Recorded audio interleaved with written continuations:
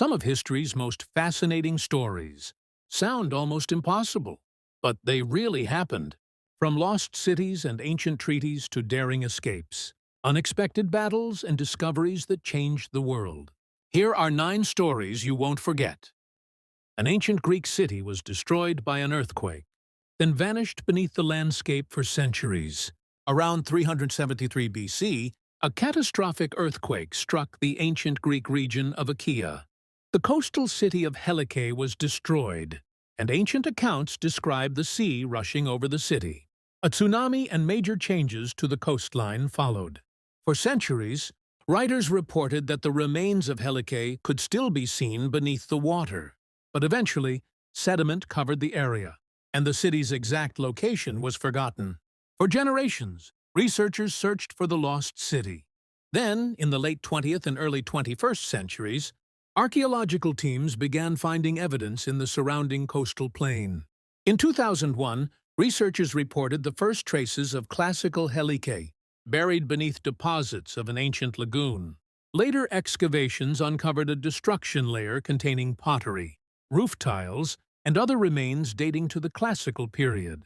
Scientists now believe earthquakes, coastal subsidence, flooding, and sedimentation dramatically transformed the landscape. Helike hadn't simply disappeared. It had been buried beneath a landscape that had changed around it. And after more than 2,000 years, archaeology began revealing its story again. Napoleon was one of history's greatest military leaders, but according to a famous story, he was once overwhelmed by rabbits. In July 1807, after the treaties of Tilsit, a rabbit hunt was reportedly organized for Napoleon and his entourage. But there was a problem. Instead of using wild rabbits, the organizers had apparently gathered domesticated rabbits. When the cages were opened, the rabbits didn't run away. They rushed toward Napoleon and his men, apparently expecting to be fed. Soon, the hunters were surrounded by a crowd of hungry rabbits. According to later accounts, Napoleon eventually retreated to his carriage. The story has been told in different versions over the years, so some of the details are uncertain. But the basic incident of a rabbit hunt going badly wrong is a long-standing historical anecdote. Samurai weren't just sword fighters. They became some of the most powerful people in Japanese history. The samurai are often portrayed as warriors who lived by the sword.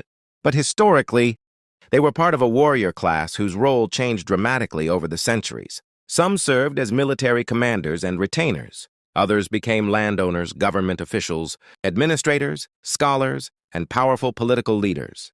During Japan's long periods of military rule, samurai families could control large territories and hold important positions within the government.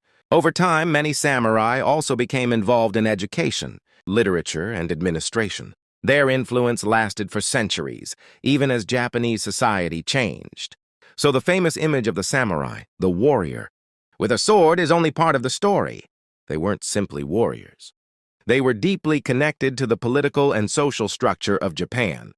After years of war, 2 ancient superpowers did something unexpected.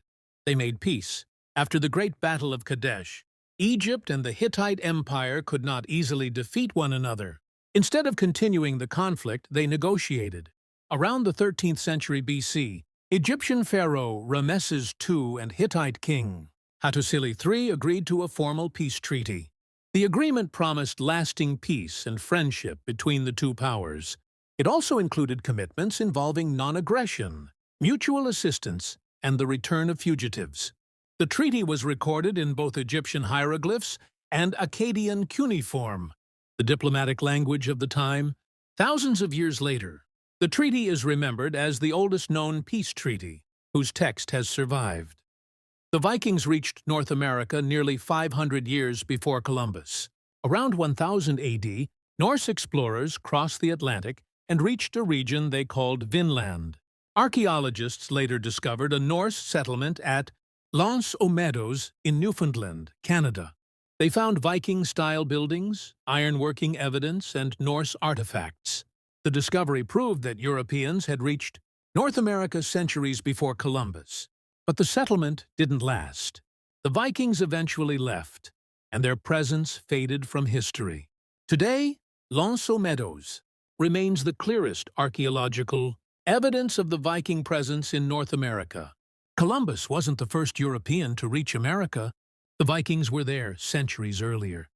One of the most important battles in English history was decided in a single day. On October 14, 1066, two armies met near Hastings. King Harold Godwinson and his English army faced William, Duke of Normandy. The battle lasted for hours, but eventually the English shield wall broke. King Harold was killed, and his army collapsed. Just weeks later, William was crowned King of England. The Norman conquest transformed England, influencing its language, culture, rulers, and architecture for centuries. One night, American colonists dumped an entire shipment of tea into Boston Harbor and changed history. In 1773, a group of American colonists boarded British ships in Boston Harbor. They weren't there to steal the tea. Instead, they threw hundreds of crates of tea into the water. This became known as the Boston Tea Party. The colonists were protesting British taxation and the East India Company's special position in the American tea trade. Britain responded with harsh measures, including closing Boston Harbor and punishing Massachusetts. But the punishment had an unexpected effect. It pushed many of the colonies closer together against British rule. Just a few years later, the American Revolution began. The Boston Tea Party wasn't really about tea. It became a powerful symbol of resistance that helped push Britain and its colonies toward war. A train disaster in 1856 exposed how dangerous early rail travel could be. On July 17, 1856, two trains collided on the same track near Philadelphia, Pennsylvania. The crash killed around 59 people and injured more than 100. At the time, railways relied on basic schedules, station communication, and the telegraph to keep trains apart. A late-running train could create a deadly problem when another train was already using the same track. The disaster shocked the public and increased pressure for better railway safety. Railroads began improving communication, train scheduling, and track systems, including the expansion of double-track lines. Railways were becoming faster and more important, but their safety systems had to catch up.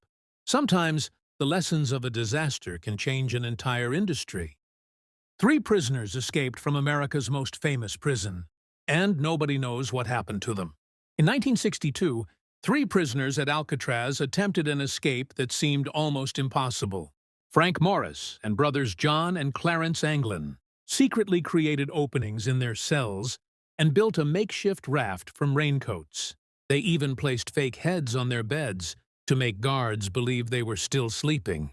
By the time the empty cells were discovered the next morning, the 3 men had vanished. Authorities searched for years, but no confirmed trace of them was ever found. Did they survive the dangerous journey across San Francisco Bay? Or did the cold water and strong currents overwhelm them? More than 60 years later, no one has conclusively proved what happened. The 3 men escaped Alcatraz. But did they escape the bay?